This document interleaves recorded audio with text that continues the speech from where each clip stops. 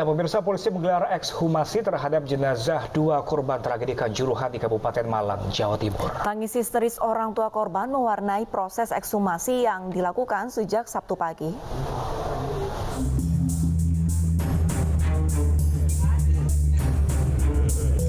Ekshumasi terhadap kedua jenazah korban tragedi Kanjuruhan digelar di tempat pemakaman umum Dusun Patok, Desa Sukolilo, Kabupaten Malang, Jawa Timur.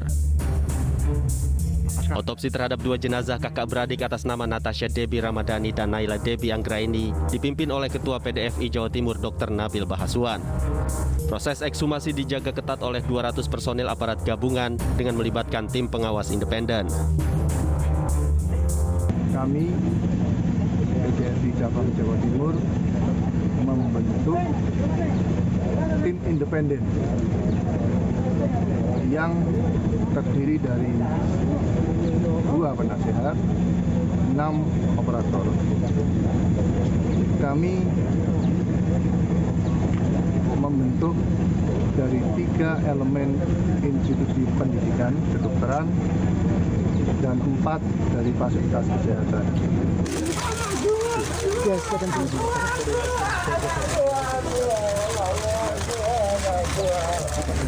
Proses ekshumasi terhadap korban kakak beradik ini berlangsung dramatis.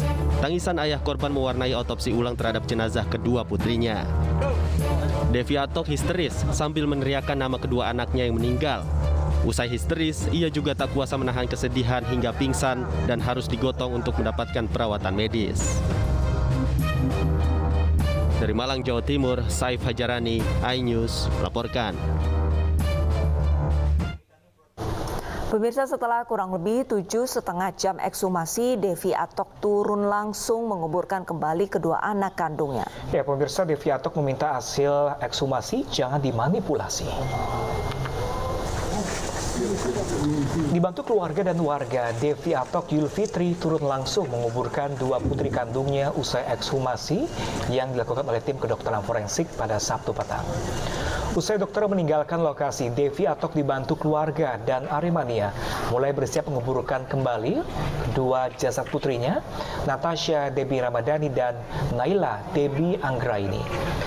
Devi Atok berharap hasil ekshumasi terhadap jasad dua putri kandungnya tidak dimanipulasi agar terungkap apa yang sebenarnya terjadi.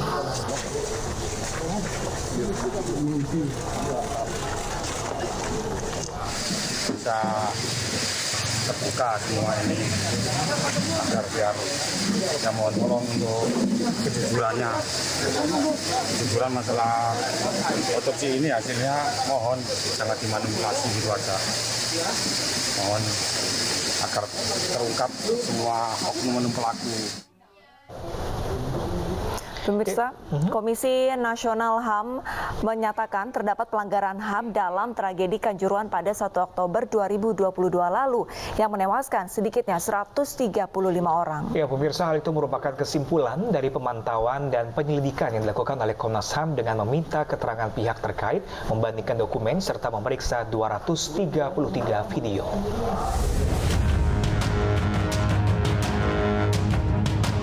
Pihak Komisi Nasional Hak Asasi Manusia menyatakan terdapat pelanggaran HAM dalam tragedi Kanjuruhan pada 1 Oktober 2022 lalu yang menewaskan sedikitnya 135 orang.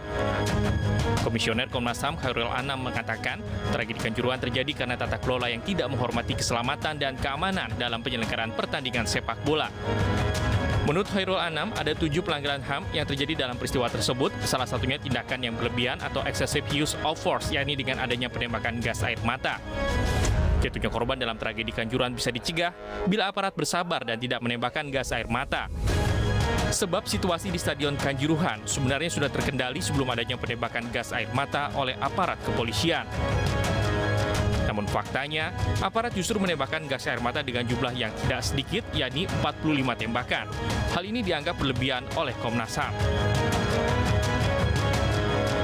Dari semua peristiwa itu, ada 7 pelanggaran hak asasi manusia. 1, penggunaan kekuatan yang berlebihan.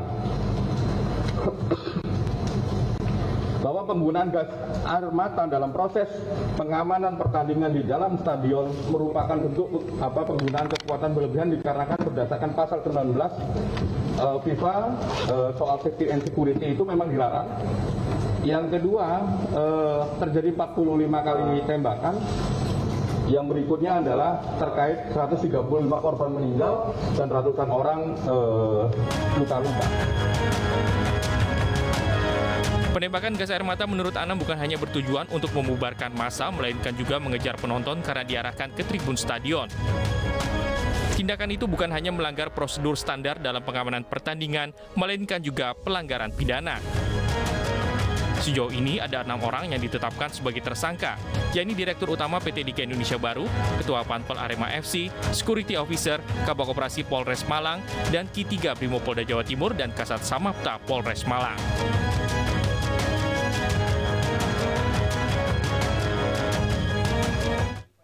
Pemirsa, sebanyak 20.000 peserta mengikuti Parade Budaya Nusantara Berkebaya dari Rumah Komunitas Lintas Agama dan Badan Nasional Penanggulangan Terorisme.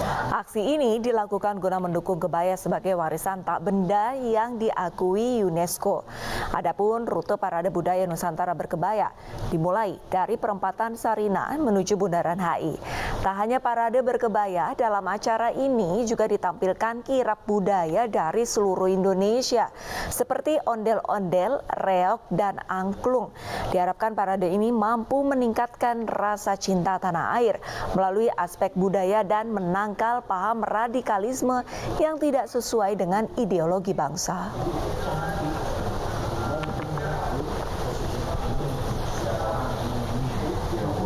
Dan pemirsa, untuk mengetahui kemeriahan gerakan berkebaya di Sarinah, kita telah terhubung dengan rekan kami Camar Henda di sana. Selamat siang, Camar. Ini bagaimana kemeriahan gerakan berkebaya di sana, Camar? Ya baik, selamat siang Pram, Arlista dan juga pemirsa. Nampaknya situasi di Sarinah ini masih terpantau ramai, di mana hari ini Arlista, Pram dan juga pemirsa ada kegiatan parade berkebaya yang diikuti oleh lebih dari 20.000 masyarakat yang tumpah ruah ke jalan untuk melakukan parade dimulai dari kawasan Sarinah ini menuju ke kawasan Bundaran HI. Dan tadi ada sejumlah komunitas yang hadir, utamanya untuk komunitas-komunitas kewanitaan, baik dimulai dari untuk institusi pemerintahan, kemudian juga ada komunitas dari swasta dan juga kedaerahan.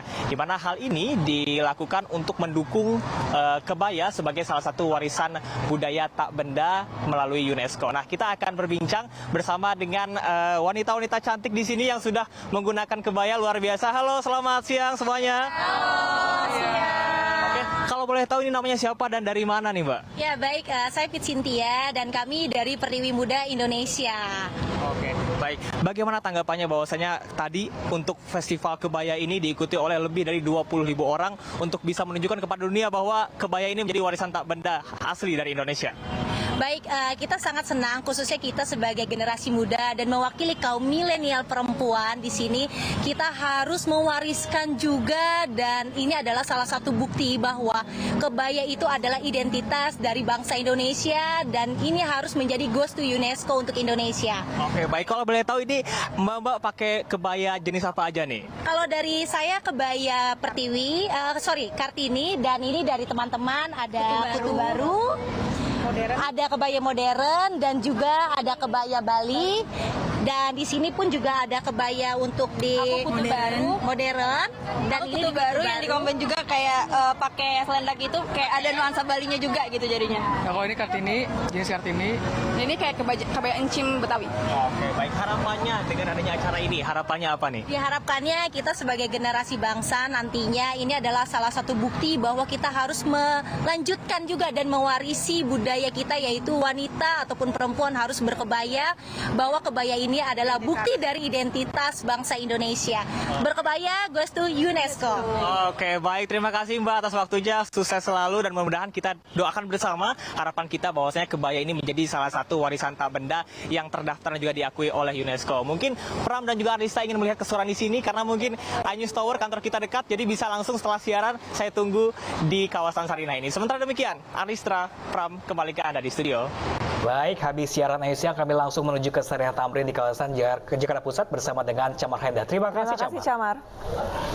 Pemirsa, siaran televisi analog atau analog switch off menuai polemik. Informasi selengkapnya akan kami hadirkan usai jeda.